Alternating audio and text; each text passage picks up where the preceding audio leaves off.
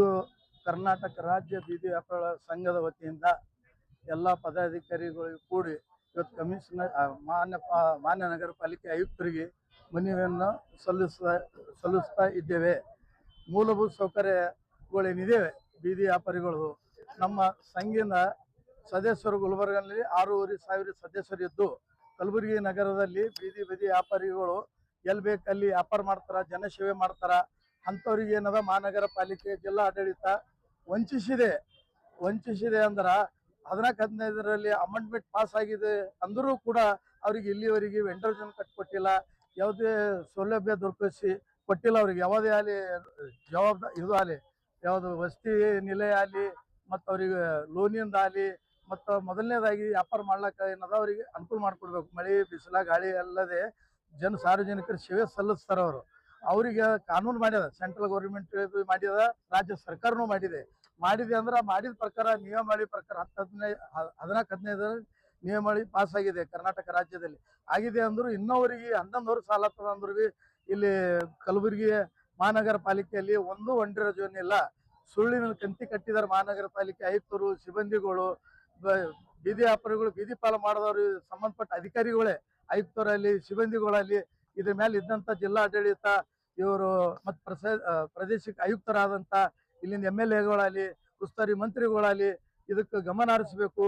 ಯಾಕೆ ಬೀದಿ ವ್ಯಾಪಾರಿಗಳು ಅಭಿವೃದ್ಧಿ ಆಗಿಲ್ಲ, ವೆಂಡರ್ ಜೋನ್ ಯಾಕೆ ಕಟ್ಟಿಕೊಟ್ಟಿಲ್ಲ, ಅದಕ್ಕೋಸ್ಕರ ಕಟ್ಟಿಲ್ಲ ಅಂತ ಅವ್ರ ಮೇಲೆ ಕಾನೂನು ಕ್ರಮ ತಗೋಬೇಕು. ನಾವು ನೂರಾರು ಹೋರಾಟಗಳು ಕೊಟ್ಟು ನಾವು ಬೇಸತ್ತಾಗ್ಯದ. ಈ ಸಂಘಿನ ಕರೆದು ನಾವು ಏಸಂತ ಹೋರಾಟ ಕೊಡಬೇಕು, ಯಾವ ರೀತಿ ಕೊಡಬೇಕು ಗೊತ್ತಾಗ್ತಾ ಇಲ್ಲ. ನಾವು ಹೋರಾಟ ಕೊಟ್ಟರು ತಿಳ್ಕೊಬೇಕು, ಕಾನೂನು ಚೌಕಟ್ಟಿನಲ್ಲಿ ಕೊಡ್ತೀವಿ.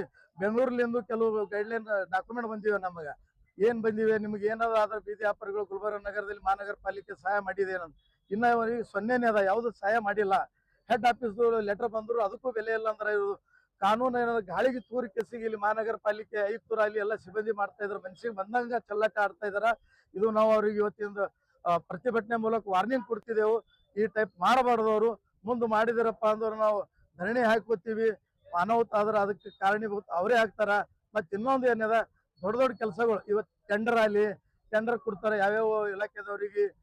ಇಲ್ಲಿ ಮಹಾನಗರ ಪಾಲಿಕೆದವರು ಈಗ ಮಾರ್ಕೆಟ್ ಹಾರ್ಟ್ ಸಿಟಿ ಆದಂತ ನಮ್ದು ಸೂಪರ್ ಮಾರ್ಕೆಟ್ ಅಲ್ಲಿ ಇಲ್ಲ ಅಂದ್ರೆ 350 ಮೇಲೆ ಮಳಿಗೆಗಳು ಕಟ್ಟಿದಾರ.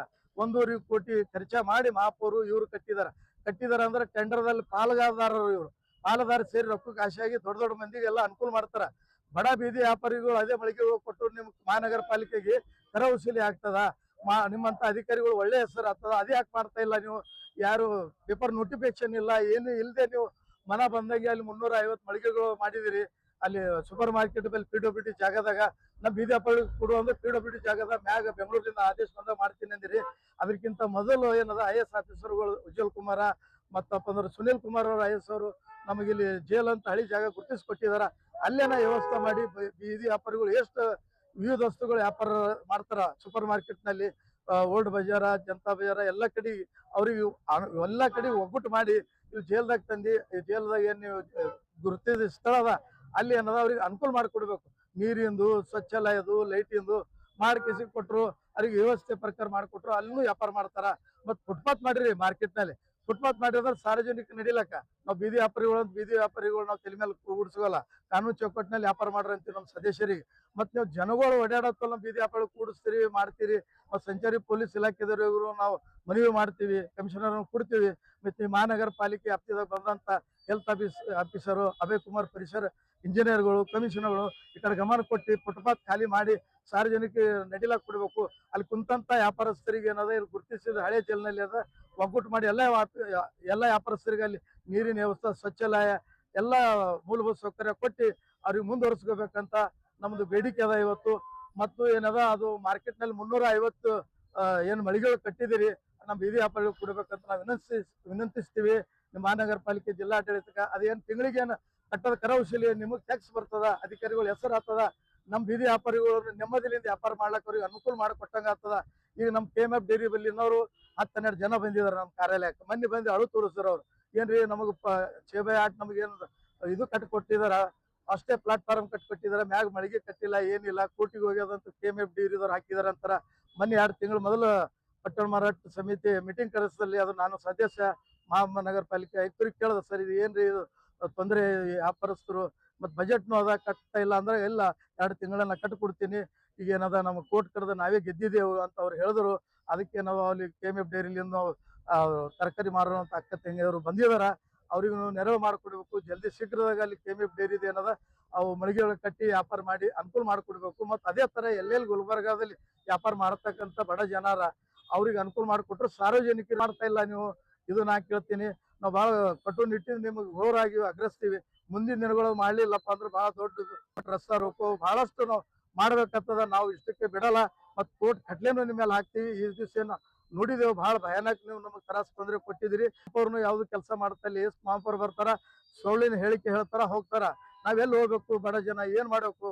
ನಾವು ಸಂಘ ತೆಗಿದೀವಿ, ಸಂಘದ ಸದಸ್ಯರು ಕಾರ್ಯಾಲಯಕ್ಕೆ ಬರ್ತಾವ, ನಾವ್ ಏಟಂತ ಹೇಳಿ ತೋರಿಸ್ಬೇಕು. ಈಗೇನದ ಇದು ಈ ಕೊನೆ ಇದು ನಾವು ನಿಮ್ಮ ಮನೆಗೆ ಕೊಡ್ತಾ ಇದ್ದೇವೆ. ಇದು ಅನಂತರ ನಾವು ಪ್ರಾದೇಶಿಕ ಆಯುಕ್ತರಿಗೆ, ಜಿಲ್ಲಾಧಿಕಾರಿ ಗಮನ ತರ್ತೀವಿ, ಉಸ್ತುವಾರಿ ಮಂತ್ರಿಗೂ ಕೇಳ್ತೀವಿ. ಏನ್ರಿ ಸರ್ ಈ ತರ ಮಾಡ್ತಾರ ಅಂದ್ರೆ ಇವ್ರಿಗೆ ವರ್ಗಾವಣೆ ಮಾಡ್ರಿ ಅಥವಾ ಸರ್ಕಾರಿ ರಿಟ್ ಕೋರ್ಟಿಗೆ ಹಾಕ್ತೀನಿ, ಕೆಲವು ದಿನ ಮಾಡಿಕೊಡ್ಬೇಕಂತ ತಮ್ಮಲ್ಲಿ ವಿನಂತಿಸ್ತೀನಿ. ಬೇಡಿಕೆಗಳು ಸ್ಪಂದನೆ ಮಾಡ್ಬೇಕು ಅಂತ ಆಯುಕ್ತರ ಬಳಿ ನಾನು ಈಡೇ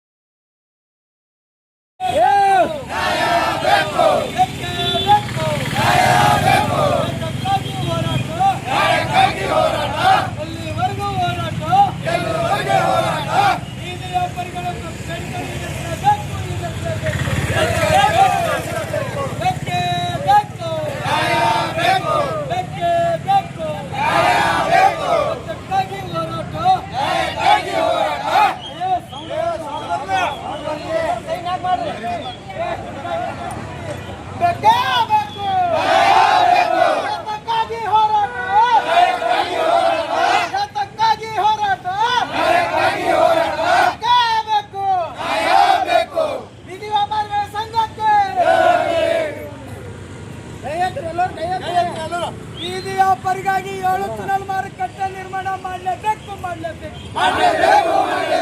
ಬೀದಿ ವ್ಯಾಪಾರಿಗಳ ಮೂಲಭೂತ ಸೌಕರ್ಯಗಳನ್ನು ನೀಡಲೇಬೇಕು. ಬೀದಿ ವ್ಯಾಪಾರಿಗಳ ಮಕ್ಕಳಿಗೆ ಉಚಿತ ಶಿಕ್ಷಣ ನೀಡಲೇಬೇಕು. ಬೀದಿ ವ್ಯಾಪಾರಿಗಳ ಮಳಿಗೆಗಳ ನಿರ್ಮಾಣ ಮಾಡಲೇಬೇಕು. ಬೀದಿ ವ್ಯಾಪಾರಿಗಳ ಸಹಾಯಧನ ನೀಡಲೇಬೇಕು.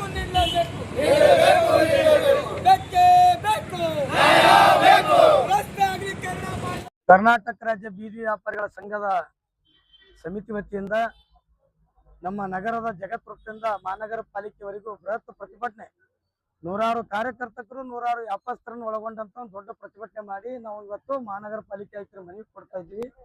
ಮನವಿ ಕೊಡ್ತಾ ಉದ್ದೇಶ ಏನಂದ್ರೆ, ದಯಮಾಡಿ ಮಾನ್ಯ ದಿವಂಗತ ಕಮರುಲ್ ಇಸ್ಲಾಂ ಸಾಹೇಬರಿದ್ದಾಗ ಕಟ್ಟಿ ನಿರ್ಮಾಣ ಮಾಡಿ ಬೀದಿ ವ್ಯಾಪಾರಿಗಳ ಮಳಿಗೆಗಳ ವ್ಯವಸ್ಥೆ ತಮ್ಮ ಹೊಟ್ಟೆ ಬದುಕಿಗಾಗಿ ಹಟ್ಟಿಪಾಡಿಗಾಗಿ ಏನು ಬೀದಿ ಮತ್ತು ಸಾಮಾಜಿಕ ಸೇವೆ ಜನಸಂಖ್ಯೆ ಬೀದಿ ವ್ಯಾಪಾರ ಇದ್ದಾರೆ ಉತ್ತರ ಮತ್ತು ದಕ್ಷಿಣ ಸಮೀಕ್ಷೆ ಆಗಬೇಕು. ಕೇಂದ್ರ ಸರ್ಕಾರ ಆಗ್ಲಿ ರಾಜ್ಯ ಸರ್ಕಾರ ಆಗ್ಲಿ ಸಾಕಷ್ಟು ಏನದ ಬೀದಿ ವ್ಯಾಪಾರಿಗಳಿಗೆ ಯೋಜನೆಗಳನ್ನ ಬಜೆಟ್ ಅನ್ನ ಬಿಡುಗಡೆ ಮಾಡ್ತದೆ. ಆದರೆ ಅದು ನೆಪ ಮಾತ್ರಕ್ಕೆ, ಅದರಲ್ಲಿ ಏನದ ನೆಪ ಮಾತ್ರಕ್ಕೆ ಸುಳ್ಳು ಹೇಳಿಕೆ ನೀಡಿ ಇವತ್ತು ಬೀದಿ ವ್ಯಾಪಾರಿಗಳಿಗೆ ಯಾವುದೇ ಸೌಲಭ್ಯಗಳು ನೀಡ್ತಾ ಇಲ್ಲ. ನಮ್ದು ಇವತ್ತು ಏನದ ಅಂದ್ರ ಸಂಪೂರ್ಣವಾಗಿ ಇವತ್ತಿಗೆ ಸಮರ್ಪಕವಾಗಿ ಜಾಗ ಸಿಗಬೇಕಾದ್ರ ಇವತ್ತು ಸೂಪರ್ ಮಾರ್ಕೆಟ್ ಕೇಂದ್ರ ಬಿಂದುದೆ ಸುಮಾರು ರಸ್ತೆಗಳಿವೆ. ಅಂತಲ್ಲಿ ಏನದ ರಸ್ತೆ ಆಗಲಿ ಕಾರಣ ಕೈಗೆತ್ಕೊಂಡು ಆ ಬೀದಿ ವ್ಯಾಪಾರಿಗಳಿಗೆ ಫುಟ್ಪಾತ್ವನ್ನು ಎರಡನೇದಾಗಿ ಬೀದಿ ವ್ಯಾಪಾರಿಗಳ ಮಕ್ಕಳಿಗೆ ಉಚಿತ ಶಿಕ್ಷಣ ನೀಡಬೇಕು. ಮತ್ತು ಕೇಂದ್ರ ಸರ್ಕಾರ ರಾಜ್ಯ ಸರ್ಕಾರದ ಬಜೆಟ್ ನಲ್ಲಿ ಇವತ್ತ ಶೇಕಡ ಏನದ 100ಕ್ಕೆ 6 ಮನೆ ಬಾಗಿಲಿಗೆ ಅವ್ರಿಗೆ ಮುಟ್ತಕ್ಕಂತ ಸಹಾಯಧನ ಆಗ್ಬೇಕು. ಮನೆಗಳಾಗಿರ್ಬೋದು ಇವತ್ತು ನಿರ್ಮಾಣ ಮಾಡಿ ಕೊಡ್ಬೇಕು. ಅದನ್ನ ಹೊಲ್ತಕ್ಕಂತ ಏನ್ ಚೌಪಟ್ಟಿಯಲ್ಲಿ ಮಳಿಗೆಗಳನ್ನು ನಿರ್ಮಾಣ ಮಾಡಿದ್ದಾರೆ, ಅದರಲ್ಲಿ ಯಾವುದೇ ರೀತಿ ಮೂಲ ಸೌಕರ್ಯಗಳಿಲ್ಲ. ದಯಮಾಡಿ ಅಲ್ಲಿ ವ್ಯಾಪಾರಸ್ಥರಿಗೆ ಮೂಲ ಸೌಕರ್ಯ ಮಾಡಿ ಅಲ್ಲಿ ಕೂಡ ಅನುಕೂಲ ಮಾಡಿಕೊಡ್ಬೇಕು. ಸುಮಾರು ಬಾರಿ ಸಂಘಟನೆ ಬಾರಿಯನ್ನು ಹೋರಾಟ ಮಾಡ್ತಾ ಇದ್ದೀವಿ, ಅವ್ರು ಕೇಳ್ತಾ ಇದ್ದಾರ.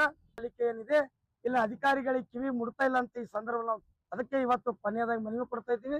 ಇನ್ನು ಮುಂದೆ ಉಗ್ರವಾದ ಹೋರಾಟ ಮತ್ತು ಕಲಬುರಗಿಯನ್ನ ಬಂದ್ ಮಾಡ್ತಕ್ಕಂತ ಹೋರಾಟಕ್ಕೆ ಇಳಿಬೇಕಾ ನಗರ ಪಾಲಿಕೆ ಅಧಿಕಾರಿಗಳು ಸಮರ್ಪಕವಾಗಿ ಉತ್ತರ ಮತ್ತು ದಕ್ಷಿಣ ಮತ್ತು ಈ ನಮ್ಮ ಕಲಬುರಗಿ ರಿಂಗ್ ರಸ್ತೆಯಲ್ಲಿ ಇರ್ತಕ್ಕಂಥ ಎಲ್ಲಾ ವ್ಯಾಪಾರಸ್ಥರ ಸಮೀಕ್ಷೆ ಆಗ್ಬೇಕು.